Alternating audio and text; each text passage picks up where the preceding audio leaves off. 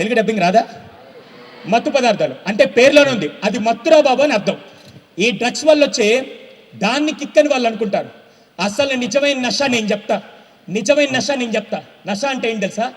4 ఏళ్ల పాటు ఒకే ఒక గోల్ పెట్టుకొని 4 ఏళ్ల పాటు 145 కోట్ల మందితో పోరాడి 4 ఏళ్ళు ఒకే దాని మీద ఫోకస్ చేసి ఒలింపిక్స్ ఆడడానికి 56 దేశాల్లో పోరాడడానికి 2300 ప్లేయర్స్తో ఆడి గెలిచి 1, 2, 3 స్థానాలు నిలబడి జాతీయ జెండాని ఇలా కప్పి మెడల్ ఇలా ఇచ్చినప్పుడు దాన్ని పంటి కింద పెట్టి కొరుకుతుంటే వచ్చే కిక్ ముందు ఇంకా డ్రగ్స్ కిక్ దేనికి పనికి రాదని నేను అంటాను. నిజమైన నష ఏం తెలుసా? నిజమైన నష నేను చెప్తాను.